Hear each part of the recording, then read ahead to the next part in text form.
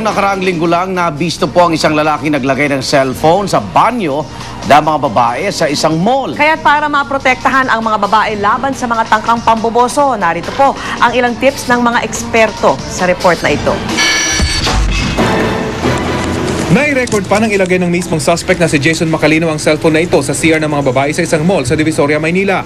Ang mga babaeng gumamit ng toilet, nung unay walang kamalay-malay na binoboso na pala sila gamit ang cellphone recording. Karaniwan na ang pamboboso sa mga pampublikong lugar, lalo na sa mga CR at fitting room. At ang mas nakababahala pa rito, ang pag-upload ng videos ng pamboboso sa internet. Napakadelikado, and come to think of it na you just wanted to buy a clothes. You want to fit it. The next thing you'll know, you'll be in YouTube. Binebenta na yung mukha mo doon. Kaya payo ng mga security professional, maging mas alerto sa paligid at tandaan ang mga anti-boso tip na ito. Una, iwasan ang mga cubicle na malapit sa aircon vent. Silipin din kung may butas o palamuti ang kisame. Pwede kasing isingit sa mga ito ang mga spy cam. Siguraduhin ding nakalock ang mga pinto ng cubicle at pansinin kung may kahina-hinalang tao sa paligid. May simpleng paraan din para matukoy kung may spy cam sa paligid. Itapat lang ang camera ng cellphone sa hinihinalang lugar at pag may nakitang red blinking light, malamang ay may spy cam na nakapwesto sa paligid. Naked eye, hindi mo siya makikita. Pero pag dito nakikita mo siya, yan. There. Being proactive is not being paranoid.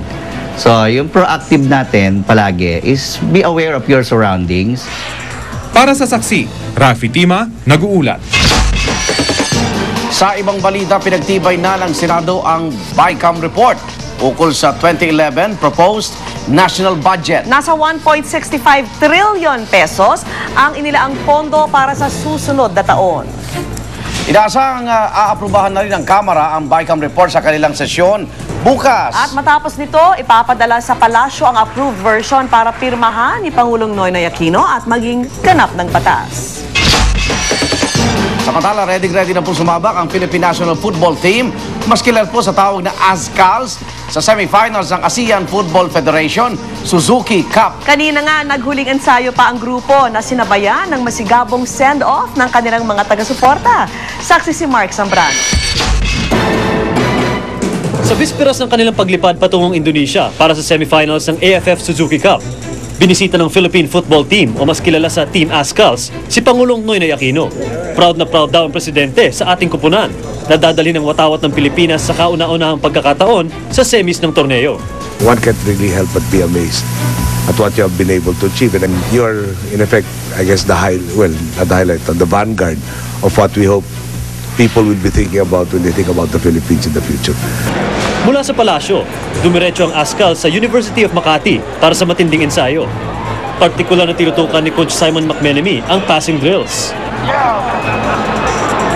ang offensive setup, gayon din ang defensive strategy na gagamitin nila kontra Indonesia na kilala para sa kanilang bilis at pisikal na laro. Dinumog ng napakaraming tagahanga ang lugar. Lahat sila may kanya-kanyang player na tinilian. Bilyang Aswan, pero mas magaling si Bilyang Aswan, pero mas magaling si Del Rosario. Si Chris Greatwich, siya yung naka-goal sa Vietnam eh. Si Neil Etheridge po.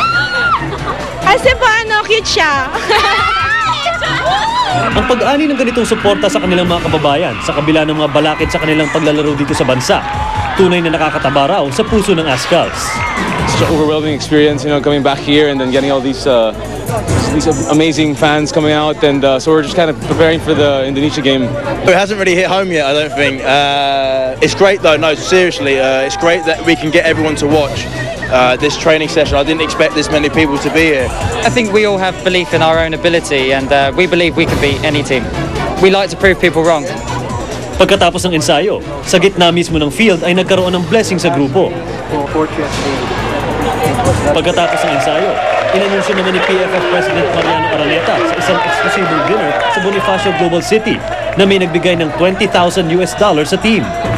Di niya tinukoy kung sino ang nagmagandang loob. Bukas alas 9 ng gabi ay nakatakda ng lumipad ang ASCALs papuntang Jakarta, Indonesia para sa pinakaabangang semifinals match. Ako si Mark Zambrano, ang inyong saksi. At sama-sama natin saksihan, pande bagnet, lechon tortilla. At Plants vs. Ayan. Zombies na cupcake. Alamin kung saan matatagpuan. Balitang hatid, Nag-iisang Liga ng Katotohanan. Sama-sama natin pagiging saksi.